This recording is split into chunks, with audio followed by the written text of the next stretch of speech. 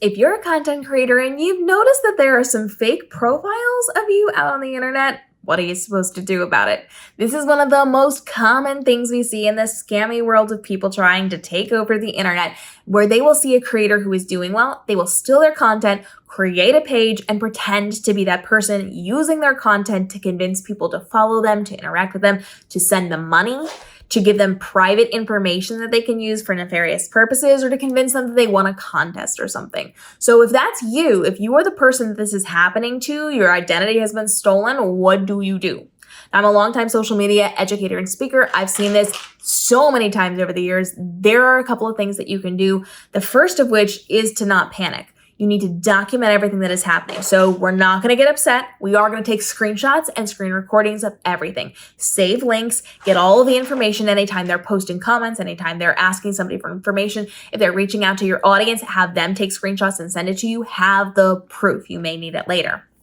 Your next step is to let your audience know what's going on. If there's somebody trying to impersonate you, be very public. Drop the screenshots, drop the links. Your goal here is to get as many of your followers to go and report that person, both their profile and the comments that they are making, to get that red flagged inside of the algorithms. You want to make sure as many people as possible are reporting it, including you. Now, keep in mind that the social media platforms get thousands of reports every single day that they have to wade through. So this is not going to be a fast process. This will probably not be down the same day. This will probably not be down the same week. This might not even be down next month.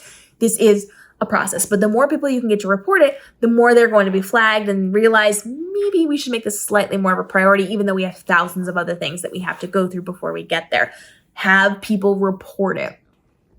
You can also try to figure out who this is. If you know who this is, you can get your lawyer to send a cease and desist or to help you with litigation if they've stolen your content and you would like retribution for that, because they cannot steal your content. That is copyright protected to you, and you have the ability to get money for that. So go talk to your lawyer. Your lawyer is going to be able to help guide you through this process. Most of them will have a conversation with you first and help you decide what your steps might be before you hire them and bring them on as part of your team. So there are options here.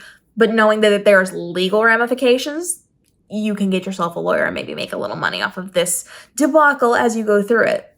Now, you do want to make sure that if you have a representative at the social platforms, you're reaching out to them.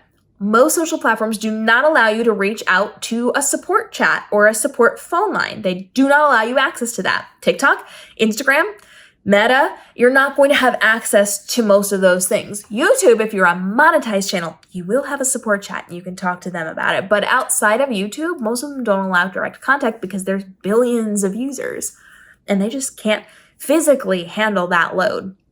So with that in mind, you're not going to have access to a direct person. Don't waste your time going to look for a direct person. Don't go begging people to introduce you. They don't know them either. I worked directly with TikTok for many years as one of their top creators, and I had direct emails to several different representatives at TikTok. I worked with a lot of different managers, a lot of different workers there, but they also didn't have the power to deal with certain things. And I didn't have enough power to deal with certain things, even though I was that close to them. So you're not going to be able to go and get help. You're not. That's not the way social media works. So reporting is going to be the most important thing, making sure you have that documentation, dealing with a lawyer if you want or if you need, and then going through the process of just reporting. If you have a representative, so if you're Meta verified, you're supposed to have access to certain levels of support. You might have a person there that you can reach out to if you're paid verified. If you are somebody who runs a lot of ads on Meta, you may have an ads manager, meaning inside of your business manager, you have somebody who's overseeing your accounts and the money that you're spending on how to tweak things, and you might have an actual representative. That person probably won't be able to handle things for you, but might be able to lobby on your behalf on the inside of Meta. So if you're a high volume ads runner, you may have access to that. Otherwise, you're just like the rest of us. We don't have access. You don't have access. I don't have access, even though I work very closely to a lot of these platforms. And you just have to kind of go through the process. So you have to make sure you're warning your audience, getting your audience mobilized and involved in reporting that content and getting that person shut down, and then just keep a watchful eye on it. Now, another thing that you can be doing to know when these things are popping up is to set up those Google alerts. We've talked about that a lot here on the channel. I'll actually drop a video on how to do that down below. It is free. And you get pinged when Google finds your name out on the internet. Does it work every time? No. But when somebody new pops up, if they're using your name, you very well might find them before your audience finds them.